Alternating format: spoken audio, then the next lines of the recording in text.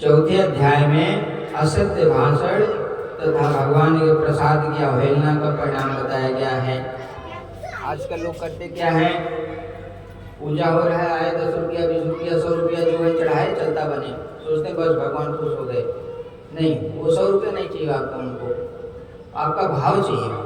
आप बैठो, प्रसाद लो, उनको प्रणाम करो, तब आगे बढ़ो तो उनकी कृपा प्राप्त होगी। 100 रुपया डाल देने से 1000 रुपया डाल दो आप, उससे थोड़ी कृपा मिलेगी।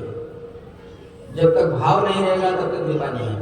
वही बताया गया है चौथे अध्याय में। तो श्री सूत जी बोले, साधु बड़े मंगलाचरण ब्राह्मण को धन देकर अपने नगर के लिए चल पड़ा।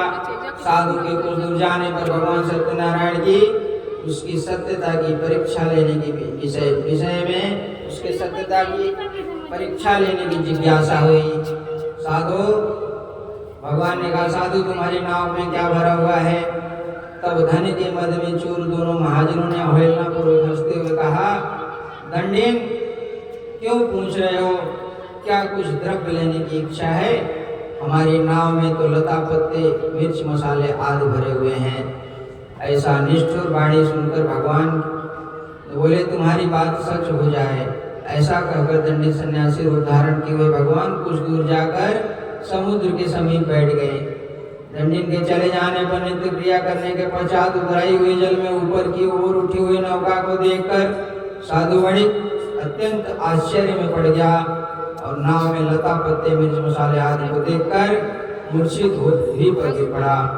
सचेत होने पर वणिक पुत्र चिंतित हो गया। तब उसके दामाद ने इस प्रकार कहा, आप शोक क्यों कर रहे हैं?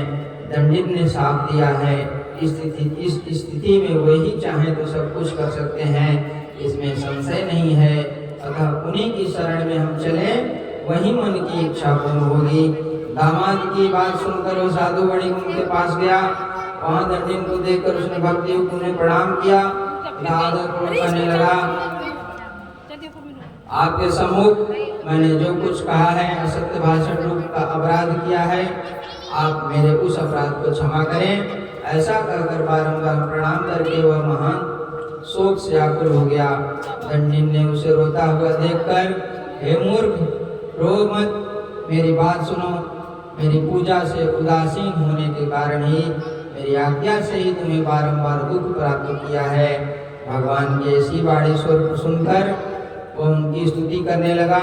साधु ने कहा, हे प्रभु, यह आश्चर्य की बात है कि आपकी माया से मोहित होने का कारण ब्रह्मा आदि देवता भी आपके गुणों और रूपों को यथावत रूप से नहीं जान पाते। फिर मैं मूर्ख आपकी माया से मोहित होने के कारण कैसे जान सकता हूँ? आप प्रसन्न हो, मैं अपनी धन संपत्ति के अनुसार आपकी पूजा करूँगा। मैं आपकी शरण में आया हूँ, मैं आपका दास हूँ, मुझे क्षमा करिए। मेरा जो नौका में पुराना धन था उसकी और मेरी रक्षा करिए। उस वणिक की भक्ति युक्त वाणी सुनकर भगवान जनार्दन उस पर संतुष्ट हो गए।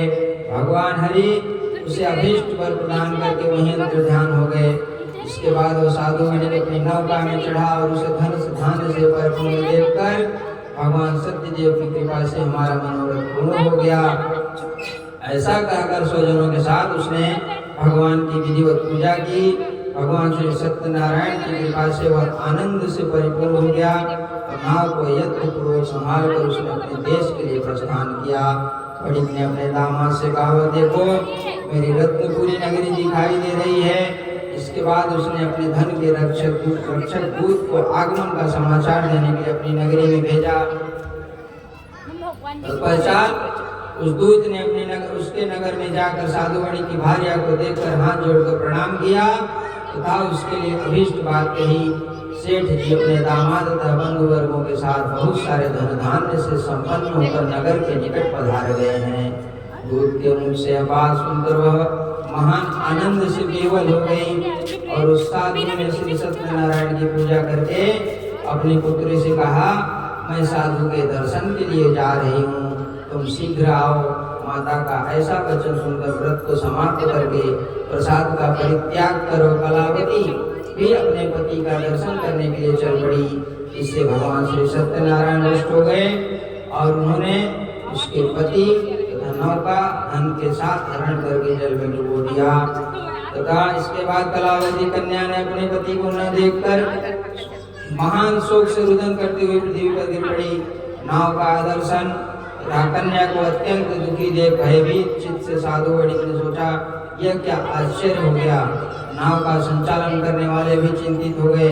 तदंतर लीलावती भी कन्या को देखकर विह्वल हो गई और अत्यंत दुख से विलाप करती हुई अपने पति से इस प्रकार बोली, अभी अभी नौका के साथ दामाद जी कैसे अलक्षित हो गए। न जाने किस देवता की उपेक्षा से नौका का हरण कर लिया गया, अथवा श्री सत्यनारायण का महात्मा कौन जान सकता है। ऐसा कहकर वह स्वजनों के साथ विलाप करने लगी और कलावती कन्या को गोद में लेकर रोने लगी। कलावती कन्या भी अपने पति के नष्ट हो जाने पर दुखी हो गई और पति की पादुका लेकर अनुगमन करने के लिए उसने मन में निश्चय किया। कन्या के इस प्रकार के आचरण को देखकर भार्या सहित वो धर्म के साधु वणिक अत्यंत शोक संतप्त हो गया और सोचने लगा, या तो भगवान सत्यनारायण ने दामाद के साथ धन से भरी नौका का अपहरण कर लिया है, अथवा हम सभी श्री सत्यनारायण भगवान की माया से मोहित हो गए हैं। अपनी धन शक्ति के अनुसार मैं भगवान श्री सत्यनारायण की पूजा करूंगा। सभी को बुलाकर इस प्रकार कहकर उसने अपने मन की इच्छा प्रकट की और बारंबार भगवान सत्यदेव को दंडवत प्रणाम किया। इससे दीनों के परिपालक भगवान सत्यदेव प्रसन्न हो गए।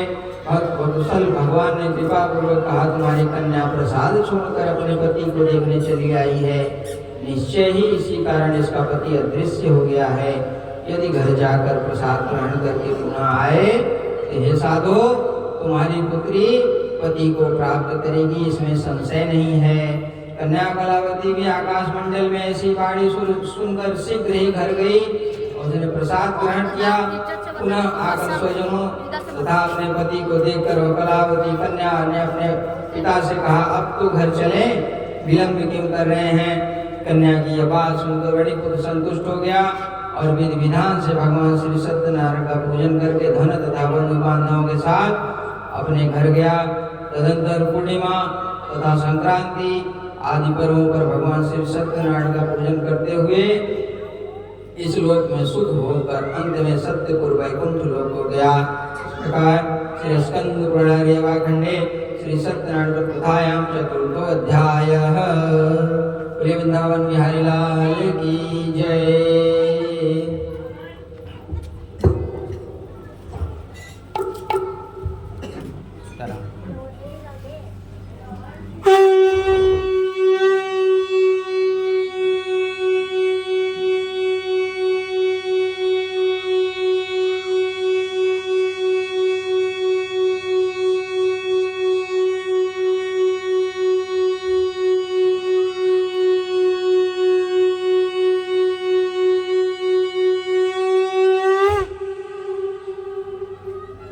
टीका लगा दे।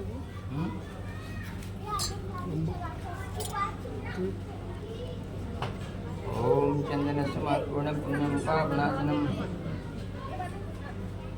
लालू वाला लगा देंगे। आपदा हरे नित्यम लक्ष्मी तिष्ठति सर्वदा। लालू वाला लगा, वो वाला गीला लंबा लगा। लाल वाला तो लगा रहा है ना। हाँ लगा लंबा।